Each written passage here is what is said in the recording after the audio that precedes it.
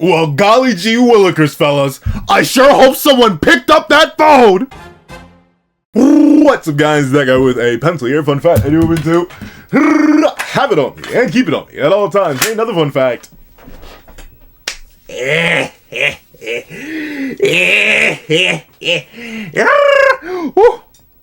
feels good. It feels good. It feels good. And if you're wondering what the heck I'm talking about, don't worry, we're gonna get to that eventually. But let me just say, the reason it feels so good to me is that I can never predict Nakaba. Like, never. And whenever I try to predict, I get things wrong. So this chapter 185, a serious matter. Oh, it's a serious matter to me because I feel good. No. I didn't know that I would. No. But with that being the case, this chapter does have a pretty hefty chunk to talk about. So let's not waste any more time. Let's hop right in chapter 185, a serious matter. First things first, let me just talk a little bit about Capitolini's design. I love how large and round it is. Like, notably, there are very few sharp edges. Even the fingers are somewhat designed to be round. The petals that surround his head are round. He's very smiley in this top piece of the mask. Yet, simultaneously, he's quite two-faced, wouldn't you say? Look at this face right here, and then look at this face right here. Strange, almost as if that's meant to imply that Capitolini truly isn't Capitolini. Even the big round build. Wouldn't it be really hard to tell where you need to hit on this big old fella? Almost as if he's possibly hiding something much smaller underneath the armor. What an interesting idea. And even look at this pose. Look at these flowers. Look at this mannerism. Does any of this feel familiar? No? Well, don't worry. We'll see why it should feel familiar in a little bit. As we open up, we do get to see that we're continuing right where last chapter left off. Percival and why do you keep calling him Droll? Percival and Dubs just wrapped up their match. Percy's waving around the four circular like a big old toy, which I suppose to him it might as well be, and soaking in all the praise. As Capitolini declares, and the winner of the second round fight in Block A is Percival. And obviously, Dubs is like, well, I took an L, but, I'm happy to hold that L because that means my weapon work does right. And he's patting his booty down. He'd be reaching under there all the time to make sure he can get his junk out. And I not kind of in that way, but not in that way. But he's relaxed and chilling. And obviously, Donnie is slowly but surely feeling the power creep. Donnie, he thought he was going to be something, right? He thought he was going to be him, right? But fortunately, he's a pure human with no chaos amps, and that means he ain't built like that. As he says, jeez, how much things stronger did he get? I know it was a whole 2-year time skip, but darn, my gains didn't go up that much. It's not fair. And Donnie, it really isn't fair. But unfortunately, while his name ain't on the manga, he is one of the titular characters. He's in fact the main character. So Donnie, buddy, pal, you should have known it was never going to be fair between the two of you. But with it being the case, Anne is asking the same thing I was asking last chapter. Was it really smart, to take that off and talk about how you crafted the weapon and pull out a bunch of unique weapons and just essentially totally sell the idea that you are, in fact, Dubs the master craftsman that everybody and their mama would like a weapon from, and you happen to be locked away in the one realm that's completely under the jurisdiction and control of a what? Of a chaos what? Not even just any chaos knight, but a chaos knight who's a member of the four evils, who would probably greatly love to have a weapon from you, because the low end for the Sacred Treasure amp is now like 30 times. It used to be like the mid end, but with us knowing that any weapon can give you a 10 times amp if you infuse it with destructive magic, and we know King mentioned the whole thing about the lake analogy, 30 times is now kind of the low end for what a Sacred Treasure amp will give you, because we know it's better than any regular weapon. And we already know that the Chaos Knights, Baltre especially, is pretty darn swole, dare I say. Maybe a bit too swole. So getting that mana Sacred Treasure would probably be something devious, something diabolical, and something crazy. So yeah, didn't really seem all too smart. And I'm glad Anne points that out as well. At least the character in the universe acknowledges it. But she's not the only one, as Percy says, hey, you sure you should take your hood off? You are a giant, right? Like, now that I think about it, why is this just sitting? How on earth did he get into Camelot? How? He's not a unless this is meant to imply that Dubs is actually a hybrid giant. How did he get into Camelot? I actually have because he's been working in Gawain's kitchen. Why is this just? How did they? Okay, this is gonna be a case where they probably explained it in like either the chapter when he was introduced, which I don't think I ever reviewed, and or some other time where I'm just forgetting. So someone remind me, how did Dubs get into Camelot? Because, like, obviously he's been working for Gawain's family, you know, he's been Kay's chef for a while now, but, like, how? He, as far as we know, he's just a small pure giant. Kind of like how Joel was a supersized pure giant with 4 arms. You know, Dubs is just the opposite. He's smaller, he's leaner, he doesn't fight all that much. Like, so, like, how did he get into Camelot? Unless it's meant to show that, once again, that he may be a hybrid. I guess. I don't know. But interesting, now that I think about it. But with it being the case, Dubs is pretty casual about the whole thing. About the getting into Camelot thing, and also taking his hood off, and being discovered, and obviously being in extreme danger, considering who he is, his lineage, his everything, realistically. As he says, it gets awful stuffy in here, you know. And besides, I think my cover got blown midway, anyway. But Dubby, my boy.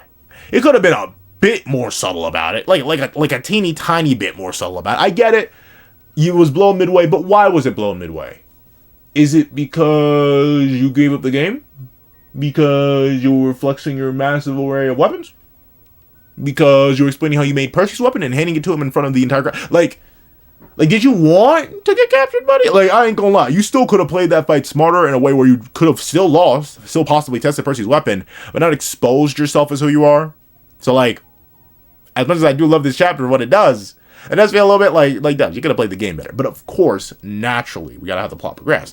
And with Dubs, the master craftsman capable of forging secret treasure tier weapons, being out in the open, obviously Baltre cannot let this opportunity slip through his sticky little chaos-infused fingers as a whole squad begins strolling up.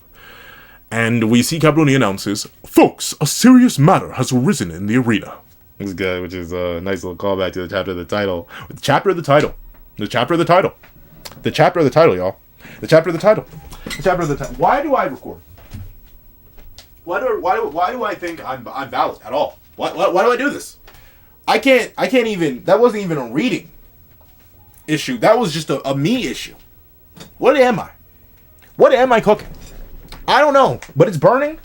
And it's stinking up the house, gosh darn it. But with it being the case, a serious matter is the title of this chapter. And this rep line will be called back to in a little bit. As we see Caproni declares, "Folks, a serious matter has arisen in the arena. Star emoji. Please remain in your seats and be patient for a few moments." Obviously, these 4 characters, they walk up. And now this does raise the question, did Baltre summon them mid-match? Or are there just Chaos Knights roaming around on Fwyn? We don't actually know. Baltre is considered the master of this realm, and so far, the only other, like, enforcement, quote-unquote, we've seen are Caproni, and the weird vessel hollow armor things that we originally saw in Grudge of Edinburgh. So, like, I don't know, but it is interesting, the idea that there are Camelot Knights around, and we see, while they walk out with Aura, they do declare, "You, Dobbs, then. Lord Baltre has ordered us to take you to the palace of Camelot." And we see Pelio and Hauser both realize, we're cooked. We're cooked. They got wise to him. Whoa, you kidding me? No, we're not, Hauser. In fact, the situation is quite serious, dare I say. You do need this man. But with it being the case, obviously, while they know the significance of the situation because they know Dubs, at least in some degree, the rest of the crowd was kind of confused because, you know, they didn't know that man. They're like, "Hey, what kind of matter is this, huh? Is he in trouble or what?" And, yeah, just a little bit. You know, the whole non-human, not liking thing that Camelot does, yeah. You may be an on-foot, but that still applies. But with that being the case, we do get to see that Percy, I suppose, and thanks for the Force Circular, begins to stand on business. He says, "I'll keep them occupied, Dubs. Make a run for it." So he was ready to fight. He was ready to throw hands. He was ready to throw bands at these knights and be like, "Hey, if you want him, you're going to have to go through me. And let me tell you, this force ain't circular for no reason. Don't make me slap you up and shove it straight between your cheeks." But, of course, Dubs is behind Percy being like, "Gang, I'll be completely real with you. It is nowhere near that deep." As Nasians, Donnie, and Anne all yell, "Percival!" Dubs goes, "No need. Thank you, though. You can afford to forget about your mission right now." "Huh?" "If you cause a fuss here, you'll waste your golden opportunity. Now put that sword down and shove it up somebody else's butt." he may be a bit chaos-infused. He may have a bit of a royal lineage. You'll find that out soon, though. But psych, you won't. Only the readers will, because they are here. But with it being the case, Dubs just gives up. He walks on, he's like, whatever, they're gonna arrest me, be like, don't be like that sometimes.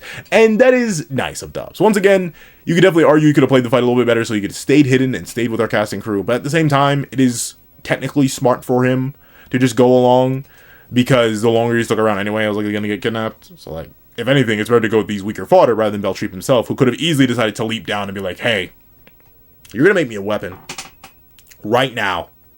And if not, I will spread your cheeks across the 3 moons of Onfwin. How's that sound? Huh?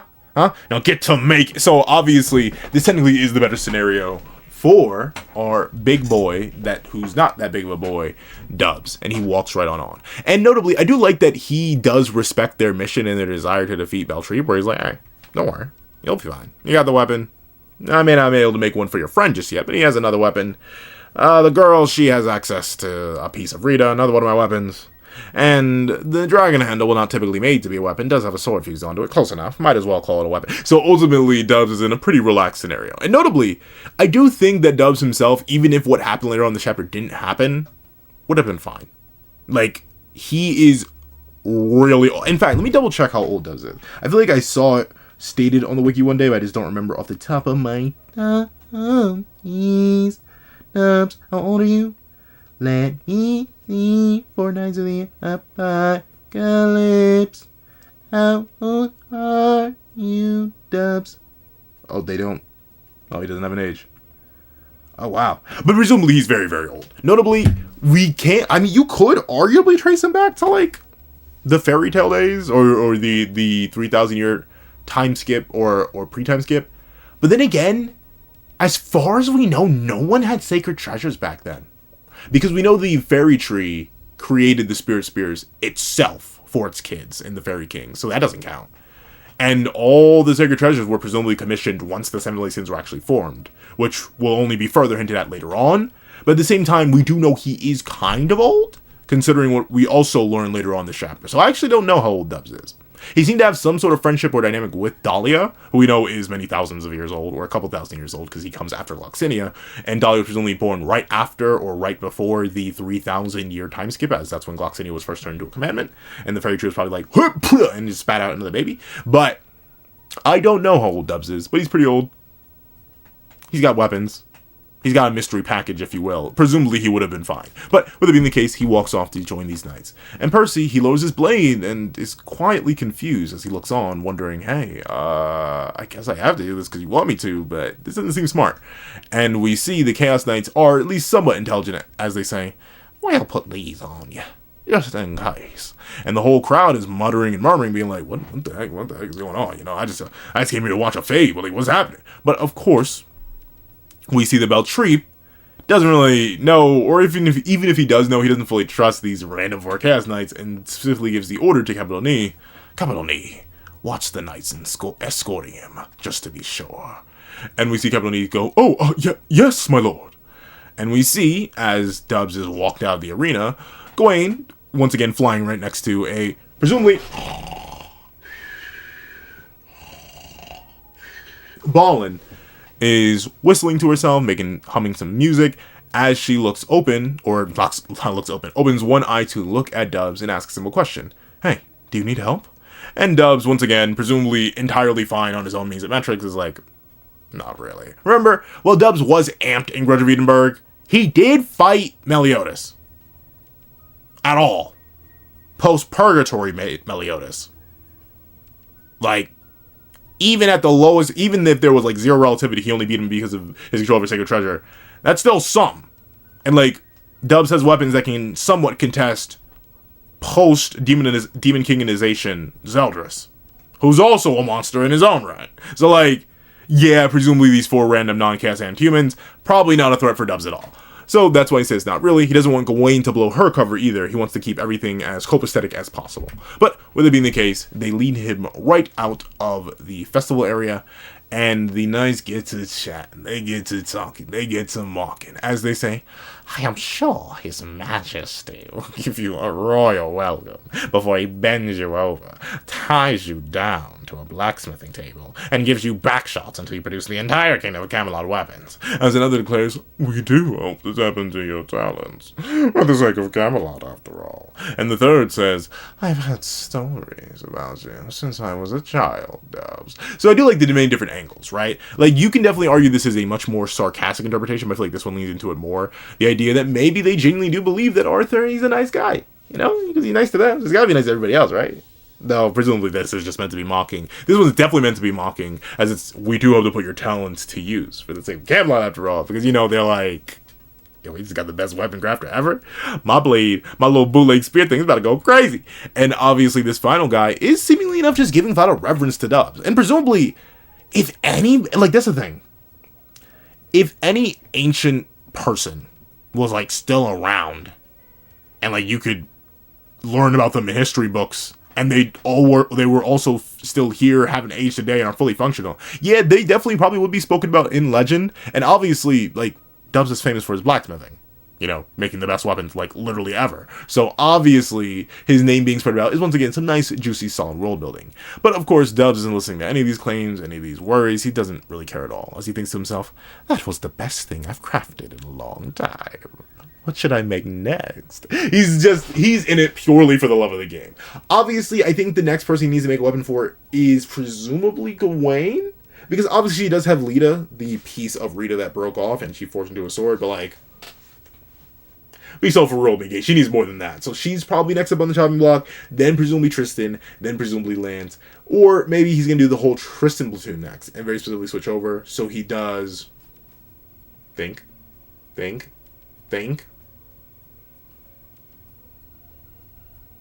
What? I have no... See, that... this is why I hate recording EP. The thought I just had completely left my brain. Hold on, let me think. I was counting something. I was counting like color... What was it? What was that cook? But ultimately, Dubs being in it for the love of the game, it just focused on the next project, the next grind, the next thing he's going to do. But, of course, with his love of the game and his passion, he is completely distracted, and that leaves time for a certain someone to come hopping on out. Hello, wait just one mo. That was such an internal flame.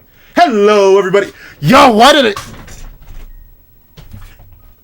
Sorry, I just accidentally gave myself flame flashbacks. I was on a flame, a fantastic content creator on YouTube. And his intro just hit, like, for some reason, we're reading the line we have there. Hello, everybody. And here we are, man. I need to catch up back up. I need to talk to him. It's been a minute. But with it being the case, he hits the hello. Wait just one moment for me, please. And he chomps on out. Oh, he's here to escort them. I can't wait to see how he escorts them. And Dubs, because obviously Dubs is a very important resource. I get why there are 4 whole knights tasked to him. I get why they need this guy, because ultimately he could definitely bolster Camelot's ranks a whole bunch, simply by giving them new weaponry. In this universe, weapons are power in of themselves, so obviously the best crafted weapons in the world would be the greatest font of power that Camelot could essentially get infinite access to. So, of course, Baltre sending him out to watch over everything makes sense. And of course, Gowther comes to explain, Lord Baltre has directed me to watch over you and your escort, just in case. And of course, naturally what the knights ask, does he not trust in our skill? And we see Gowther declares, I understand that Dubs is quite the wily and crafty sort, you see. I fear your talents may not suffice to subdue him. What? I'm not about to take that sitting down. And I love how even Dubs himself is like, am I? Really? But yeah, Dubs, in fact, at least when you were under the effects of the Supreme Deity, you were actually kind of a crafty and tricky opponent with all your weapons and stuff like that. And obviously, you probably still got more junk in your trunk. Or trunk in your junk, I guess. Whichever one. Underneath that robe of yours. So he is quite the wily and crafty opponent. But with that being the case, all of it is but a front. All of it is but a lie. All of it is but a dream, is it not? Because Capital Knee says, I'm very sorry. Didn't mean to offend. Okay. And he ups the fingers with a heart emoji and a star emoji. And as he goes, twip, to quote Dane DeVito, I started blasting and just starts, he swings out with everybody and everything. Twing firing from his fingers, beaming not 1, not 2, not 3, but 4 whole bodies. Capadoni blasts off. But wait a minute. What on earth? Capadoni firing something from his fingers. And they pierce the head, but don't do any bleed damage. Who could this be? My mind. My memories. They're coming together. What is clicking in my dome piece right now? As we see, there's a standstill, a whoosh, a silence in the void. And as the fingers bzz and bust, why did I say bust? That's Paul. And I know I shouldn't, like, me of all people definitely shouldn't be talking about pausing, but pause on that. But with it being the case, the fingers glow, they buzz, they bzz, and Capadoni hits the blowing them off. And we see the 4 Chaos Knights are all, why everything so wobbly, bro? Why does everything feel so good yet so bad? Anyway, we thank you for joining us, Lord Capadoni.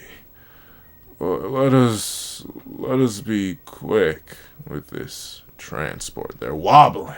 They're stumbling around like they had a little bit too much of that drink. And we all know why. As we see that they release Dubs. The magical chains they put on him, they undo and then completely drop and pop off the thing that they could use to restrain him. And they walk off, viewing this beautiful dream, a far-off memory that's like a scattered dream. Wait, how does the quote go? Gosh, I literally just listened to the Zach Boucher song from Kingdom Hearts. A far-off memory that's like a scattered dream. A scattered dream that's like a far-off memory. I want to line the pieces up. Yours and mine. But unfortunately, the pieces aren't going to be lined up. As they say, no, Dubs, keep walking. Hurry now. And they all wobble and totter off. The poor guy's dragging his spear against the ground. And Dubs looks over. He's like, Gay, like, what's happening here, Gay? And naturally, I have to drop the Capadoni voice.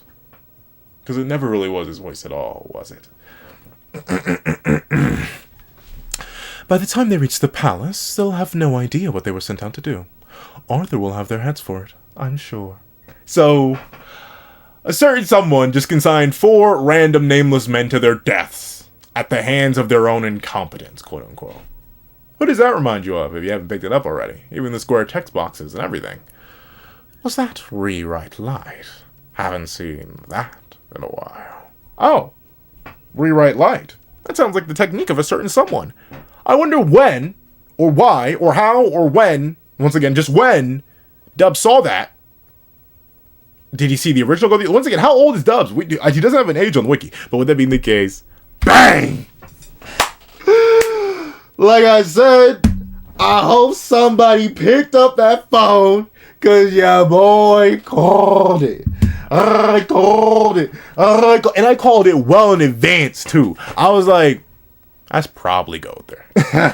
Capadoni's probably Gowther. And you know what? I'm proud of me, mainly because I picked up on mad context clues. And it was really just me not trusting Nakaba and the narrative. One, obviously, it was set up that Gowther was going to be here, right? Like, if you saw the volume extras, you knew that Gowther was going to be here. He came with Hauser, he came with Pelio, he came with Bors, he came with Edlin. That was just set up. And we just hadn't seen it. He wasn't with our main group. So he had to be somewhere, right? And obviously, Nakaba had already set up the fact that Gowther does have the ability to appear as one thing to a bunch of other people. Back when the last time he was in Camelot, when he lost half his body, as you can see, which is still the case here, very specifically, bada bang, bada boom, biggest goat sin in the room, he very specifically appeared as a rock. So that was my one assumption. Maybe he was just a random rock sitting around. But it seemed a little bit too easy. It seemed a little bit too convenient. And you'll also remember that Gawain has definitely been there using her mental magic that she infused into the rings to suppress any sort of hostility towards the Four Knights, as long as you don't show hostility towards Baltre. But I feel like that wasn't really enough. And admittedly, this chapter doesn't, like, confirm that Gowther's been directly interfering with Baltre's perception and stuff like that, on top of Gawain's mental manipulation magic, but at the same time, it did feel a little bit weird to me. These things all seemed a little bit strange. And of course, Capital Nee's mannerisms and posing and stuff like that, it all felt very Gowther-esque, so I called it. Like, I forget the earliest chapter review I called it, but it was a while ago. Like, I think shortly after Capital Nee's initial appearance, maybe like a few chapters later, I was like, that's probably Gowther. And admittedly, some of y'all, especially Sir Hawk in the comments, had talked me down a little bit, where I was like, well, you know, yeah, it does seem weird. It seems like he is pointing out a whole bunch of stuff about the Four Knights and possibly drawing attention to them. Would Gowther really do that? And looks like Gowther really would do that, because, or you, either Gowther of the Seven Deadly Sins, the goat sin of lust, Q-Pin, and he's back. It's good to see you, Gowther. It's good to see you. Though once again, this is a really good spot to introduce Gowther and have him play a role. And I'll admit, out of all the sins we've had so far, and their involvement in the narrative, Gowther's been backpacking the hardest. Like, and don't get me wrong, I get it. Someone like Meliodas literally can't backpack, not only just because Nakaba probably wouldn't want to use him all too much, because he was the main character of the last series, but also because he's a pure demon, and we're going to spend a whole lot of time. This is basically the Camelot arc, and he cannot get into Camelot, so that makes sense. We don't know how Dubs got there still. That's still something that just didn't click to me for some reason until I started reviewing this chapter. I didn't even notice that in the live reaction, which you can check it over on Patreon for $1 a month. You can remember for $3 a month. In the live reaction, I didn't even click on it, or well before it, obviously, because Dubs has been around for a while. I still have no idea how he got into Camelot as a presumably pure giant, unless it's revealed later on that he's like a fairy giant hybrid or something. But he doesn't have wings. But then again, Nasi doesn't have wings yet either. Or some of the fairy giant hybrid kids we've seen haven't had wings, so maybe it is possible. But with that being the case, Gowther has backpacked. What has Meliodas done? He sparred with Arthur a little bit. Cool. Hasn't done anything else. And he sent, like, kids on missions, I guess. Cool story, bro. Doesn't really mean anything. Bon, he fought Ironside. They didn't kill Ironside, so Ironside just got away and got humbled and ultimately got gaslit into getting chaos powers, which unironically may have made things worse. Bon may have accidentally made two more powerful antagonists by doing this. But Gowther, he showed up early on in part 1 in order to help everyone out there with the demon village. Then he was part of the threat against Arthur, one of the main reasons that Arthur retreated when he first invaded Leonis. Then on top of that, he had his run in part 2, at the start of part 2, where he saved Donnie and Anne and my glorious king, who we'll never see again. I'm guessing. My glorious, juicy, scrumbly, just King Sylvan. He saved all their lives from Baltre in particular. So overall, and that's where he lost half his body. And even then, he ended up engaging in and helping out towards the end of that when they were first invading Pelgar's realm. So, like, Gowther, he's definitely been putting the backpack on. Honestly, Bon, I'm gonna need you to step your game up, dog. I know you're protecting your Fairy King's forest, but still, like, gang, you need to step up. You can get in there. Elizabeth, lock in. You can get in there. You're a hybrid or human at best. Hop in, help out. But with that being the case, Gowther's here. Gowther's been popping. Gowther likely has been doing a whole lot more than what he explains in this chapter. But overall, Gowther is called the GOAT, Sin of Lust, for a reason, because he is quite goated. And notably, once again, well, actually, I'll point it out a bit more once we get more into it, because there is some interesting lore set up in this chapter, and some interesting history that's implied, and some more W world building by Nakaba that he will probably never elaborate on because it's Nakaba Suzuki. He will build the most interesting, deeply woven, and intricate world you ever done seen, and then explain nothing. Reference nothing. Do nothing with all of that interesting lore he builds. Welcome to Seven Deadly Sins, the duology, where we got lore, we got backstory, we got history, and we got aura. We're never elaborating on that.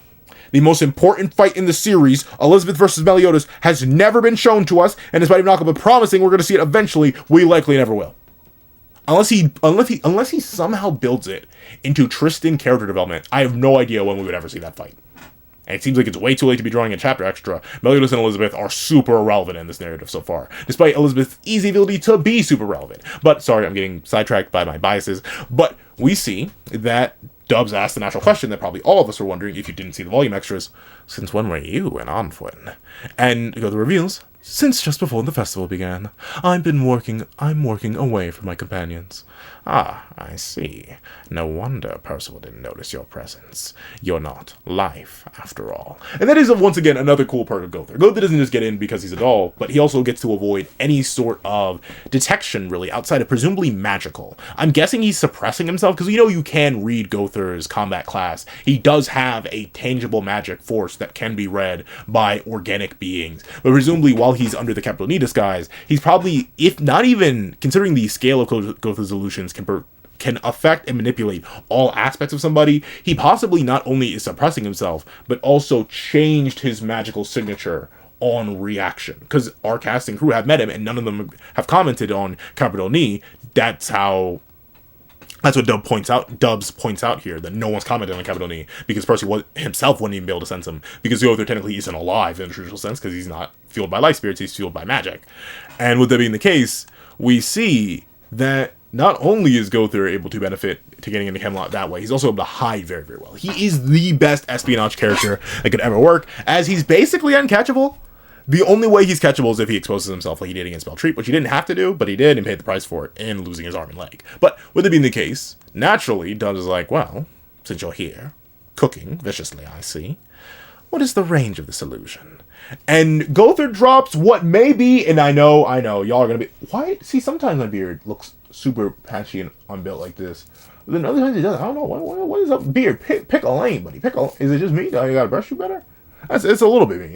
That looks a little bit better. Like, this is the thing. The right side of the beard, it grew in nice, fine, and even. But this left side, it be fighting. Even my hairline, the reason it's so pushed back is because, like, right around here, it just won't grow in any further. So I kind of gotta have the whole thing high top. But with it being the case, Gowther drops a crazy little fact when asked about the range of this illusion. Oh, well, that would be the whole cauldron, thanks to your Herod weapon. Now, obviously, Herod amps Gowther, but it is standard equipment.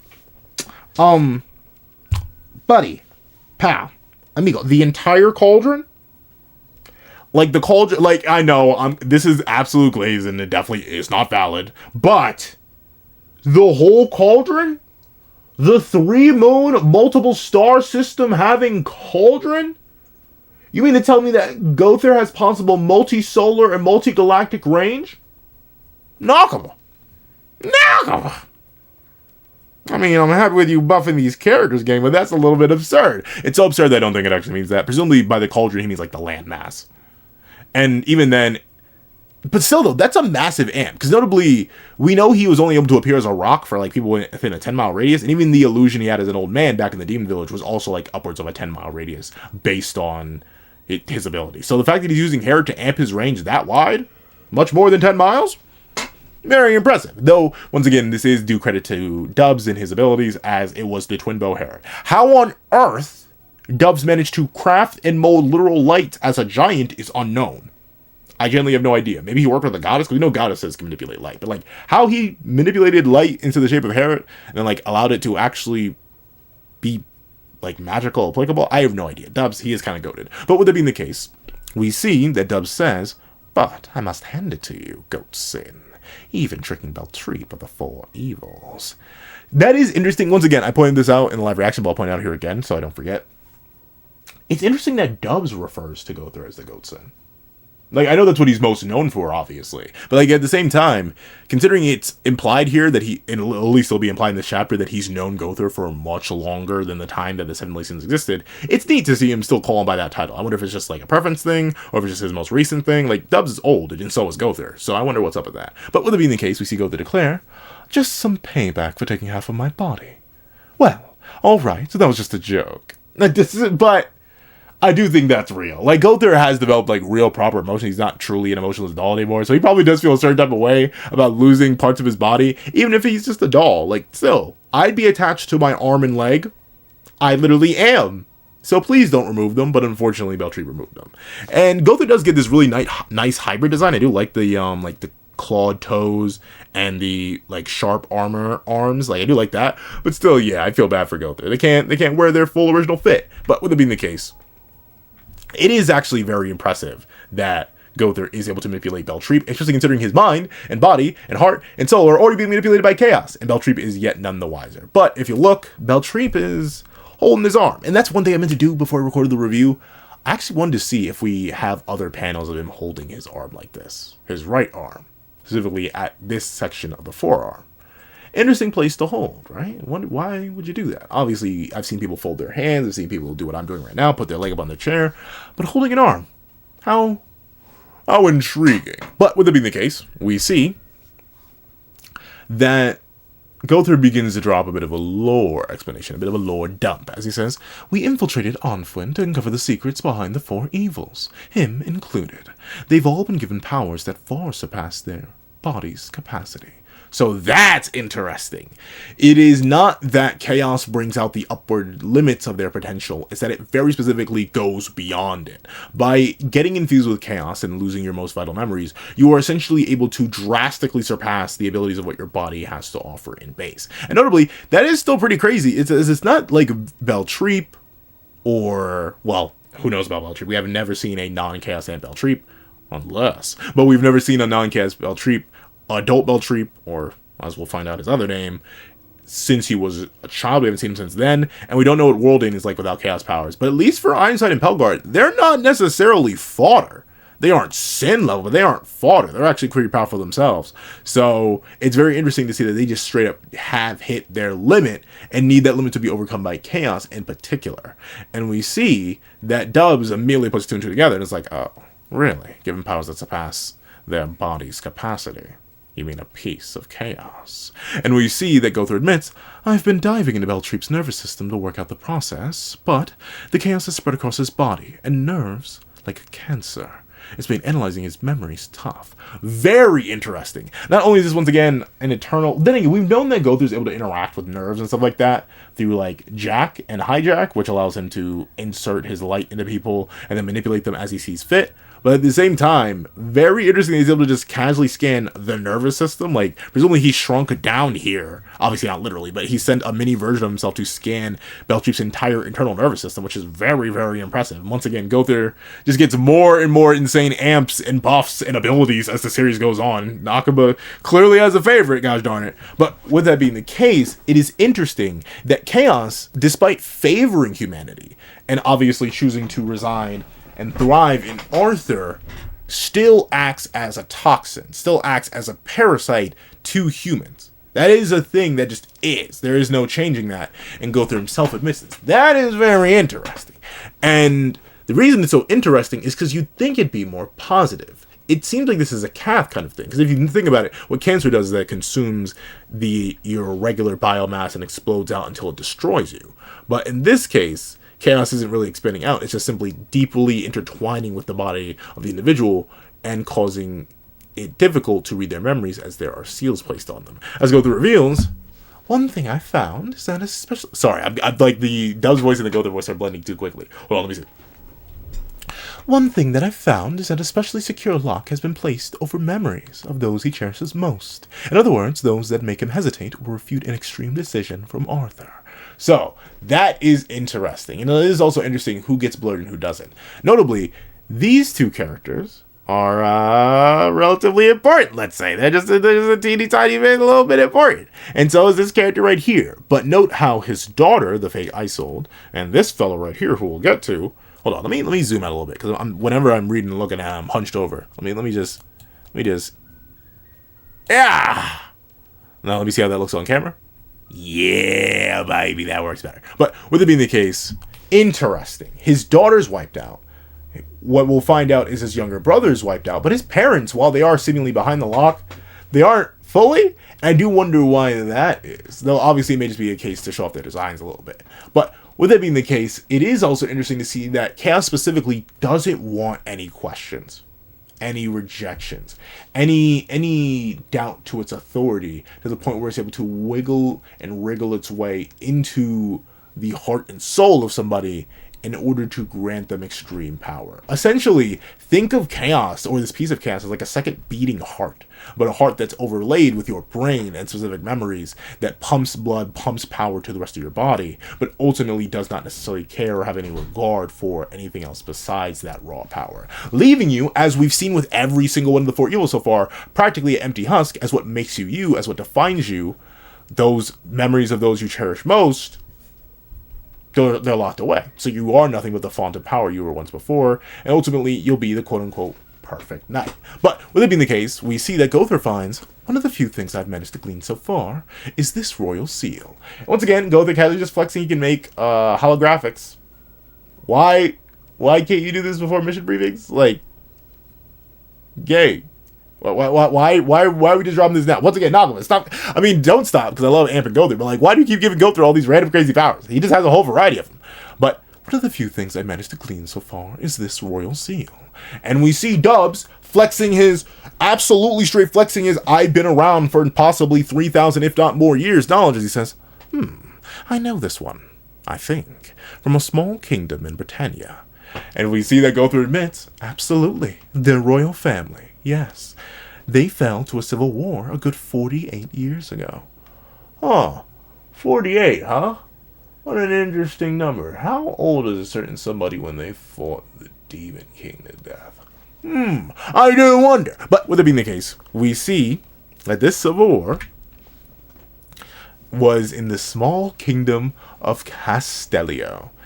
And ultimately, most of the royals were executed after the revolt. Only two princes survived it. And we see Dubs naturally have to put two and two together. He's like, wait a minute. As Gowther explains, one of them, the second prince, had been branded a cursed child, and a maid helped him flee the kingdom over 10 years ago before the revolt exactly. Which is, guy, second prince, locked in a barrel and thrown into the ocean with a maid. Oh, I wonder who it could. Look at him! Look at him! Hold on. I shouldn't do this. But I will. Because I'm not sure when I'm going to get another panel of my glorious, juicy, legendary, scrumdiddlyumptious, thick, girthy king. In all of his glorious girth. Hold on. Come here, baby girl. Come here. Yeah, baby. Look who it is. Ah! Oh, he's goated. Oh, he's so goated. Oh, he's just, I'm throbbing at the sight of him just like his muscles do. Okay, pause all over that. Don't clip that. Whatever y'all do, don't clip that. But with that being the case, this was Escanor of the 7 deadly sins, the lion's sin of pride. Ah! He's so goated. You saw he was on the thumbnail. Like, there's no, now, yeah, I did the like, there's no way he's not the thumbnail. If I decided to make something else the thumbnail, I was genuinely tweaking. I think I literally know. I know I haven't made any of them yet, but I'm presuming the live reaction thumbnail, which you got over on Patreon for those $1 a month, you can remember for those $3 a month. The live reaction thumbnail will probably be the Baltre panel we're about to get. Then the actual thumbnail will be the Capitoni Gowther reveal panel and this Escanor panel, because he's just far too goated. But interesting. Though, obviously, let me get further into it, why I think this is crazy, I'm happy to have it, and also why Nakama just loves glazing Escanor. And a weird thing that I think Nakama said a while ago that I feel like just gets less and less applicable the further and further we get into Four Knights. But with it being the case, we see that we're getting a full flashback, a full reminder, because we were told a lot of this information before, but of course, it's been a while. The other was named Damon, the first prince and Escanor's older brother. His fate was the subject of rumor during the war, but these memory fragments indicate that he survived. And then Dubs is just as blown away as me, because we got a reference to the goat, and he says, no way. And we see the incident that we saw long ago from another perspective. The snapping of Damon's arm. The same snap that Baltre is haunted by this very day. And he screams, ah! Escanor! He broke it! He broke my arm! And this is the incident that got Escanor branded the cursed child, as this was one of the first manifestations of sunshine. And we see Baltre hold his arm, as Gowther declares, yes, the true identity of Baltre is Damon, the old prince. And this is a crazy drop. This is a crazy bomb, mainly because Nakama said you didn't have to read Four Knights, or didn't have to read Seven Deadly Sins to understand Four Knights. But, like, from someone who did that, what does this mean? Is this just nonsense words to you? We don't have enough context for Escanor in Four Knights. He's been referenced a whole lot. There are multiple characters that are literally have either spoken about him, or one character is a living reference to his legacy, aka Gawain with Dawn. But, Nakama? Like, and even if you are a Seven Deadly Sins fan, if you haven't read it in a while, the reference back to Damon, while it's cool, it doesn't really mean much. But at the same time, I love it. I love that Nakaba is going out of his way to really make this universe not just large in terms of its scale and scope, but also so well interconnected. The idea that Baltre is the false name of Damon, the lost prince of Castello, who had to change his name and hide and fall under Camelot's jurisdiction simply because he could not keep living the way he did, thanks to the rebellion. He himself also, just like Escanor, was allowed to escape his fate, quote unquote, but in the end, he was simply trapped to another fate underneath another king, and now he's lost all that makes him himself. That's really, really interesting. And also considering that Escanor here is considered one of those sacred memories whose face is locked away, and even his name is locked away by this fragment of memory that we see Gowther reference, it seems that he genuinely did love Escanor. He still did genuinely care for him, to the point where he is a memory that he cherishes. And obviously you can tell by how he's interacting with his broken forearm, or his healed broken forearm, the pain is still there. He just doesn't have any context for it now. So it is interesting. Once again, we're seeing a lot of different perspectives on the bad brothers that Seven Deadly Sins introduced. Kay, the older brother of Arthur, the original ruler of the Camelot bloodline, and now Baltre, the older brother of Escanor, who was obviously, not the nicest guy when he was beating and torturing his baby brother, Escanor. So very, very interesting stuff, Nakaba. I'm not mad that he's bringing it all back, and I love it. It does fantastic stuff for the world building, but at the same time, it's crazy. I wonder what that's going to mean. Is he going to have special interactions with Gawain? Does that mean he's the one who's going to fight Gawain? I obviously thought of the 4 evils, because obviously we have 4 evils and 4 knights. I thought it was going to be Percy and Ironside, presumably. Actually, that's the thing, though. The matchups were always going to be weird, because Worldane is the mage of the 4 evils. So that means Gawain should fight him, right? But now we have this connection to the previous holder of Sunshine through Damon, aka Baltre. So maybe he should fight Gawain? And at the same time, I feel like no one else could fight Ironside but Percival, because their connection. But at the same time, now Theodora becoming evil, and the whole prophecy that Guinevere spoke forever ago about Ironside falling to his own son's hands. Like, technically that could be the case. So maybe Percival doesn't fight him, and he fights Pelgard instead, who he has a positive connection to. But then who do Lance and Trish fight? Like, there's so many different things that are up in the air now. And once again, building these connections is really, really cool, but also very, very interesting. Nakaba is building intrigue like crazy. But with it being the case, we see both Dubs and Gowther understand that this is a pretty big thing, in both a possible positive and negative way. As Dubs does declare, like I said, they called the line from earlier in the chapter would end up being called back to in quite the interesting way. And he says, "Oh, I see. That is a serious matter." Because, and notably, it is hard to tell why it exactly is. The idea of the Chaos Knights being manipulated and getting external power from having the memory sealed away is technically a serious matter, in the sense that maybe you could strip that power from them if Gowther were to undo the seal on their memories, possibly reawakening their original selves and thusly sacrificing the chaos power. Or it could have an adverse effect of getting rid of the seal, causing the chaos power to not be restrained at all and simply mutate and override and make the 4 evils even stronger. That could be serious. But also the tie back to Escanor, while neat, I do wonder how many serious ramifications that's going to have, considering obviously the connections to possible Gawain and stuff like that. But overall, we see Gowther declare, "Right, but I had best return before I'm suspected." And we see Dubs declare, "Okay, I'll do what I can do from my end, too." Which does kind of confirm that Dubs will go on to keep crafting weapons. Presumably now he's going to escape back to the family ship that Gawain owns and keep crafting, presumably for Lance, Tristan, and Gawain themselves. But we see that isn't just crafting. It seems that Dubs is going to do his own investigation, as Gowther declares, "Let me know if you find anything." And Dubs says, "It's been great to speak to you again. I always did enjoy chatting it up with you." And Gowther says, "As did I." Now, questions, when did they chat? When did they chat? Because if you remember, Gowther was sealed underneath Leonis, in Old Leonis, the old Fairy King's forest, for like 3,000 years. Because remember, he only reawakens when he's discovered by Nadja. That was the whole point of him getting the Lust Sin title.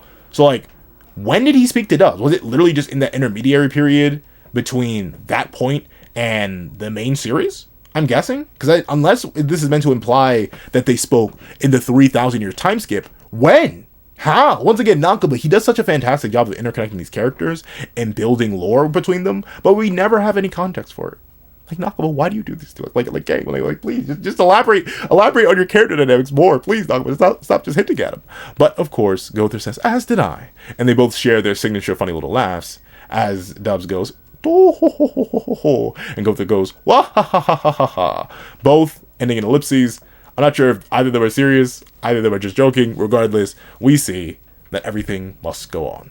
As the crowd is getting a little bit rowdy and roaring as they say, hey, when's the next fight? Get a move on, man! And Baltre says, did you take care of everything? And of course, Capital Knee claps their metal hands and says, oh yes, not a single loose string untied. I'm giving you mental backshots, Baltre, and there's nothing you can do about it. But, of course, we see that Baltre says, good. Let us continue the matches then. And in Capital Knee, or Gowther says, right away, star emoji. All right, everybody, sorry for the delay. It's time to kick off Fight 2 in Block A's second round.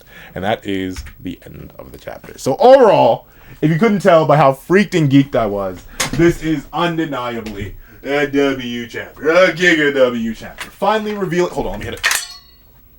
Finally revealing where Gowther is, showing us that he's Capital Knee, giving us more lore on the Chaos Knights, getting a nice calm little reference back to our glorious King Escanor, tying Daemon into him, tying Baltre into Daemon, obviously making the world feel large and interconnected in this way is fantastic. I love the character dynamic between Dubs and Gowther. I do love Percy's willingness to step up and defend Dubs, even at the risk of the mission. I love everything in the chapter. Once again, this is just a really solid chapter of Four Knights. Is it one of my favorites?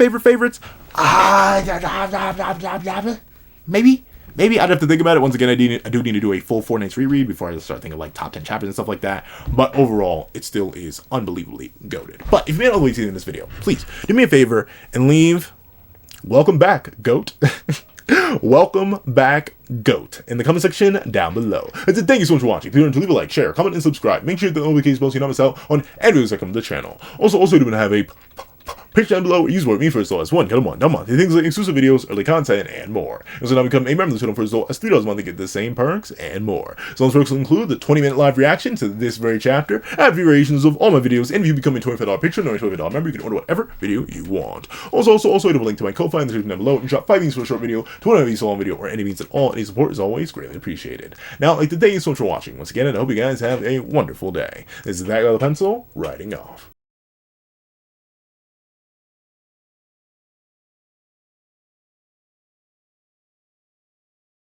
I'd like to thank you to our sketch tier members: Greyhound, Eternal Flame, Red Wolf 4765, Astro, Super Flame Zero, Glacier XZ, Zeta, Brandon Payne, J2MA, Gyomi, Yuki Ally, Buddha Uda, Azo 2404, Planet Grown, G Prosper, and Striker Man.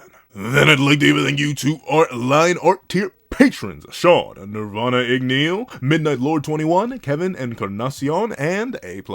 And I'd like to give a big old thank you to our Ink tier members: Fine, Austin Wimberly, A Uchiha, Carlo Alaimo, and Grim.